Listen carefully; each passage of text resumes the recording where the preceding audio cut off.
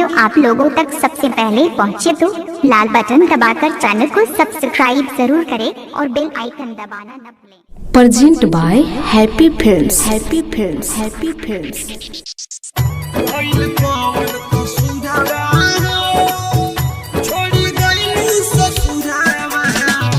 DJ Amit Tiwari Aphar.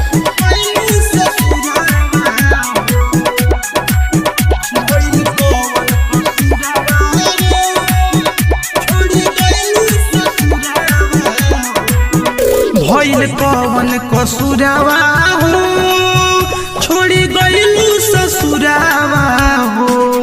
भइल कवन कसुरावा हो छोड़ी गइलू ससुरावा हो।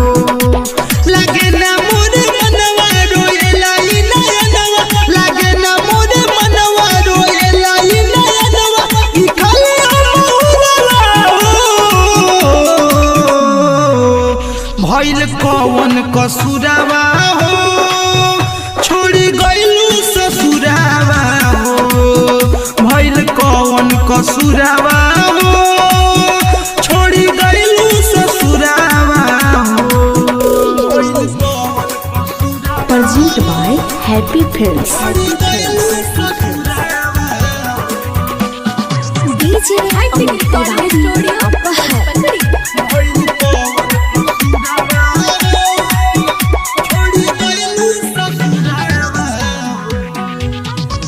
तोहरा प्यार के पावे खातिर सबसे बाउर भोइनी हो। तोहरा एक मुस्कान देखेला काना कुछ हो कोइनी हो। हाँ तोहरा प्यार के पावे खातिर सबसे बाउर भोइनी हो। तोहरा एक मुस्कान देखेला काना कुछ हो कोइनी हो। मारेला जगताना रही हम तो दीवाना, मारेला जगताना रही हम तो दीवाना। काहे चल गइल दूरवा हो। भइल कवन कसुरावा हो छोड़ी गइलू ससुरावा हो। भइल कवन कसुरावा हो छोड़ी गइलू ससुरावा हो। Present by happy films. Happy films. DJ Amit Tiwari अपहर।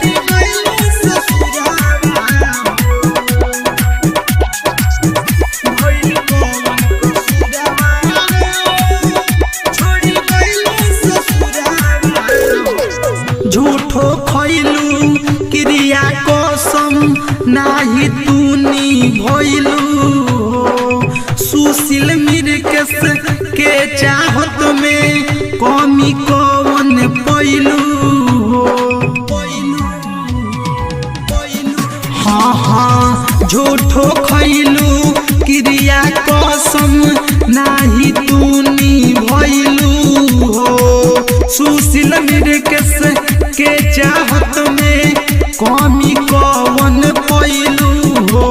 तू कैलू बेवफाई सुनाए हर जाए, तू कैलू बेवफाई सुनाए हर जाए। निकी नहीं कैलू हो।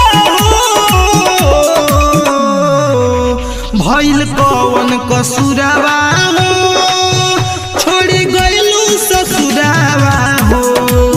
भइल कवन कसुरावा हो छोड़ी गइलू ससुरावा हो। Hitech recording studio Pachpakdi.